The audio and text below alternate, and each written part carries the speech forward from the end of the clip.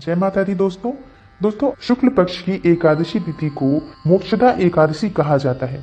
मार्गशीर्ष माह में जो एकादशी तिथि आती है शुक्ल पक्ष में, इसे मोक्षदा एकादशी कहा जाता है क्योंकि इस एकादशी का मतलब होता है मोह का नाश करने वाली, मोक्ष प्रदान करने वाली। द्वापर युग में इसी दिन भगवान श्री कृष्ण ने अर्जुन को कुरुक्षेत्र में गीता का ज्ञान दिया था, इसलिए आज के दिन गीता जयंती भी मनाई जाती है। आज का दिन बहुत ही शुभ होता है, बहुत ही पावन होता है। इस एकादशी का बहुत अधिक महत्व है। इस एकादशी को करने से हमारे पूर्व जन्म के, इस जन्म के जो कष्ट होते हैं, जो पाप होते हैं, वो नष्ट हो जाते हैं और मोक्ष की प्राप्ति होती है। आज के दिन भगवान श्री कृष्ण की कृपा पाने के लिए, अपने जीवन को सुखमय बनाने के लिए हमें कौन से विशेष उपाय करने चाहिए? सबसे पहले बात करते हैं मोक्षदा एकादशी व्रत की पूजा विधि क्या है। मोक्षदा एकादशी के दिन भगवान श्री कृष्ण की पूजा की जाती है। आज के दिन हमें महर्षि वेद व्यास की विधिवत पूजा करनी चाहिए और श्रीमद् भगवद गीता की जो पुस्तक है उसे भी आप धूप दीप नैवेद्य अर्पित करें, उसका विधि विधान से पूजन करें। इसके अलावा आज के दिन हमें भगवद गीता का पाठ भी अवश्य करना चाहिए। एकादशी तिथि का जो व्रत होता है, इसका नियम दशमी तिथि से ही हमें पालन करना होता है। दशमी तिथि के दिन ही हमें सात्विक भोजन लेना चाहिए, जिसमें किसी तरह का लहसुन प्याज नहीं हो, मांस मदिरा का सेवन आज ना हो, इस बात का विशेष ध्यान रखना चाहिए। आज के दिन हमें पूर्ण रूप से ब्रह्मचर्य का पालन करना चाहिए। रात्रि में हो सके तो भूमि शयन का विधान है, अगर कर सके तो जरूर करें। हमें दशमी तिथि के दिन से ही एकादशी व्रत के नियमों का पालन आरंभ कर देना चाहिए। सात्विकता का पालन पूर्ण रूप से अपने विचारों में और अपने भोजन में भी हमें जरूर करना चाहिए। एकादशी के दिन प्रातःकाल जल्दी उठें, स्नान इत्यादि करने के बाद हमें व्रत का संकल्प लेना चाहिए और फिर व्रत का संकल्प लेने के बाद भगवान श्री कृष्ण की आज विधिवत पूजा करनी चाहिए। उन्हें धूप दीप नैवेद्य अर्पित करें। पीले पुष्प भगवान श्री कृष्ण को अर्पित करनी चाहिए और पीले पुष्पों की माला उन्हें अर्पित करनी चाहिए। आज के दिन दोस्तों रात्रि जागरण का भी विधान है। रात्रि समय में जाग कर और भगवान श्री कृष्ण की पूजा करना, उनका भजन करना, कीर्तन करना बहुत ही शुभ फल देने वाला होता है। और इस तरह से अगर हम एकादशी का व्रत करते हैं तो एकादशी व्रत का हमें पूर्ण फल प्राप्त होता है। आज के दिन हो सके तो निर्जल रहकर व्रत किया जाता है, लेकिन अगर निर्जल ना रहा जाए तो फल लेकर हम व्रत कर सकते हैं। एकादशी के दिन व्रत करने के बाद द्वादशी तिथि के दिन प्रातःकाल फिर जल्दी उठना चाहिए और पूजा के बाद, भगवान श्री कृष्ण की पूजा के बाद आज के दिन हमें पहले भोजन कराना चाहिए किसी ब्राह्मण को घर में बुलाकर। लेकिन अगर कोई ब्राह्मण ना हो तो हम उनके निमित्त भोजन की सामग्री निकाल दें। उसके बाद शुभ समय में पारण करना चाहिए, व्रत खोलना चाहिए।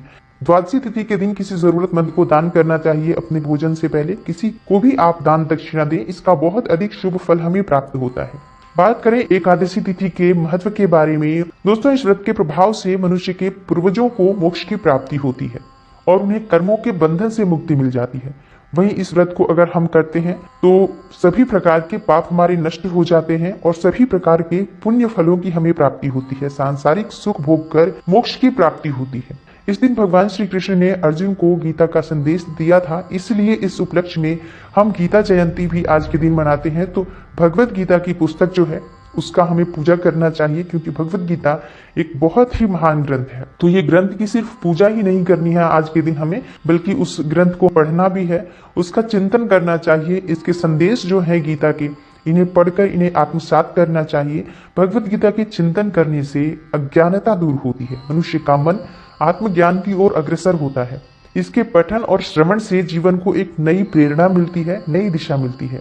इस दिन भगवद गीता की पूजा करनी चाहिए। भगवान श्री कृष्ण और महर्षि वेद व्यास का विधि विधान से पूजन करना चाहिए।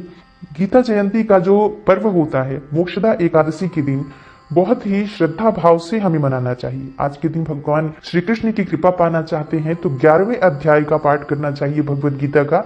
इससे भगवान श्री कृष्ण की हमें कृपा मिलती है। दोस्तों बात करें मोक्षदा एकादशी व्रत की कथा क्या है, क्योंकि कथा को सुने बिना व्रत का पूर्ण फल हमें प्राप्त नहीं होता है। तो बात करते हैं मोक्षदा एकादशी की व्रत कथा के बारे में। एक समय गोकुल नगर में वैखानस नामक राजा राज्य करता था। एक दिन राजा ने स्वप्न में देखा कि उसके पिता नरक में दुख भोग रहे हैं और अपने पुत्र से उद्धार की याचना कर रहे हैं। अपने पिता की ये दशा देखकर राजा व्याकुल हो उठा। प्रातः राजा ने ब्राह्मणों को बुलाकर अपने स्वप्न का भेद पूछा। तब ब्राह्मणों ने कहा कि हे राजन, इस संबंध में पर्वत नामक मुनि के आश्रम पर जाकर अपने पिता के उद्धार का उपाय पूछो। राजा ने ऐसा ही किया। जब पर्वत मुनि ने राजा की बात सुनी तो वे चिंतित हो गए।